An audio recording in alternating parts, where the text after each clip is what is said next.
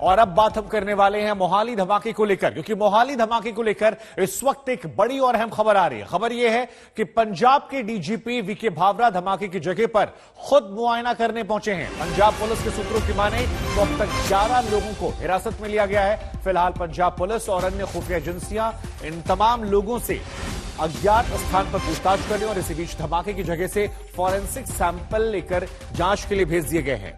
तो हम आपको बता दें, डीजीपी वीके भावरा से सीएम ने रिपोर्ट तलब की थी। फिलहाल पुलिस जो है वो हथियार की जांच करवा रही है और फॉरेंसिक एक्सपर्ट्स की मदद भी ली जा रही है। कल पुलिस ने बम निरोधक दस्ते को बुलाकर इसकी जांच भी करवाई थी। यह माना जा रहा है कि रॉकेट प्रोपेल्ड ग्रेनेड आरपीजी का इस्तेमाल यहां किया गया है और इस हमले में आरपीजी से ही यह हमला किया गया था। आरपीजी की रेंज जो है वो 700 मीटर की होती है। कोई व्यक्ति अकेले दाग सकता है और खबर यह भी आई है कि अगर यह हमला दिन के वक्त होता तो शायद कहीं ज्यादा बड़ा हमला हो सकता था, ज्यादा नुकसान हो सकता था। इंटेलिजेंस हेडक्वार्टर पर यह हमला हुआ सोमवार शाम 7:45 तक। गनीमत यह थी कि उस वक्त छुट्टी हो गई थी। एक संदिग्ध कार 2 लोगों के यहां पर शक की सुई इनके इर्द गिर्द घूमती हुई और इन्हीं को लेकर कई तरह के सवाल जो हैं वो बरकरार हैं।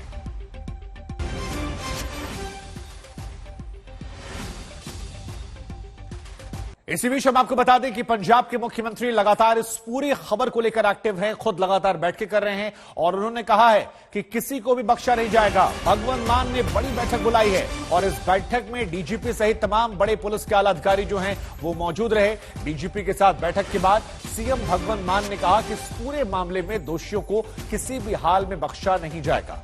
भगवंत मान ने कहा कि इस मामले में कुछ और गिरफ्तारियां भी हो सकती हैं। लगातार काफी अरसे तो पंजाब दा माहौल खराब करन दियां कोशिशां जिहड़ियां देश के दुश्मनां वल्लों हुंदियां रहिंदियां ने और पंजाब दा जिहड़ा भाईचारा है वो इन्ना मजबूत है कि उन्हां दी कोशिशां दे बावजूद वो अपने इरादियां सफल नहीं हुंदे।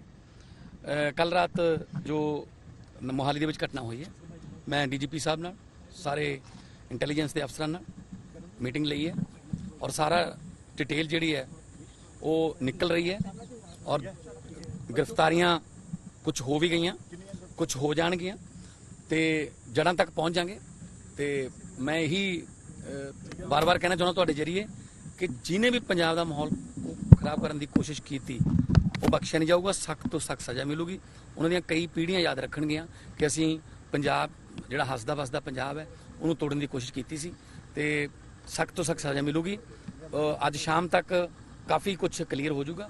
तो इंटैलीजेंसी के अफसर और पुलिस के अफसर जिहड़े ने वो इस गल ते लगे हुए ने ते बड़ी जल्दी जिहड़ा दोषी जिहड़े ने सलाखां दे पिछे।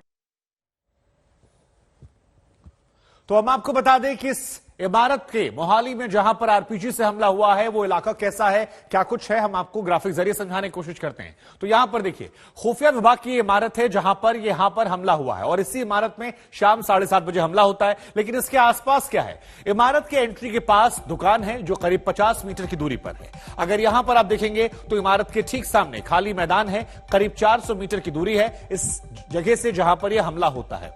इमारत के सामने पार्किंग का भी एक स्लॉट है जहां पर 50 मीटर की दूरियां हैं और इमारत के पास रिहायशी इलाका है जो करीब 200 मीटर की दूरी पर है। और यह बताया जा रहा है कि जो हमला किया गया है वो तकरीबन 80 मीटर के आसपास से किया गया है। यह आरपीजी जिसका जिक्र बार बार हम कर रहे हैं, आरपीजी से आप 700 से 800 मीटर तक हमला कर सकते हैं। एक अकेला व्यक्ति इस पर हमला कर सकता है। यह तमाम बड़ी जानकारियां जो है ये निकलकर सामने आ रही हैं। तो ये 2 बड़ी बातें। और क्या क्या बड़ी बातें हैं, खुफिया विभाग के मुख्यालय में धमाका हुआ है, ये कोई सामान्य बात नहीं है, ये एक बड़ी बात है और बड़ा सवाल है क्योंकि धमाका भले ही छोटा था लेकिन साजिश बड़ी है। आरपीजी का अगर इस्तेमाल होता है तो फिर यह बड़ी साजिश की तरफ इशारा करता है और भविष्य में और बड़ी घटनाएं होने की बात जो है वो भी यहां पर की जाती है। 2 बड़ी बात हमने आपको बताई। पंजाब में हाल ही में बढ़ी है खालिस्तानी गतिविधियां, ये भी एक बड़ी बात जो है ये निकलकर सामने आती है। तीसरी बड़ी बात ये, पंजाब में हाल फिलहाल में खालिस्तानी गतिविधियां बढ़ गई हैं और इसका असर जो है वो कई तरह के सवालों को जन्म देता है। कल तरनतारन और 24 अप्रैल को चंडीगढ़ में विस्फोटक बरामद हुए थे, जिसके बाद भी कई तरह के बड़े सवाल जो हैं वो पंजाब को लेकर खड़े हुए क्योंकि पंजाब एक बॉर्डर स्टेट है। लेकिन पंजाब में साजिश, अटैक और आतंक कैसे कैसे होता है, देखिए 9 मई को खुफिया विभाग के हेडक्वार्टर क्वार्टर पर हमला होता है। मोहाली की खबर का हम जिक्र कर रहे हैं। कल शाम 7:30 बजे यह हमला हो जाता है। लेकिन इसके अलावा और भी कई घटनाएं हैं जिनसे आपको बाखबर करना जरूरी है।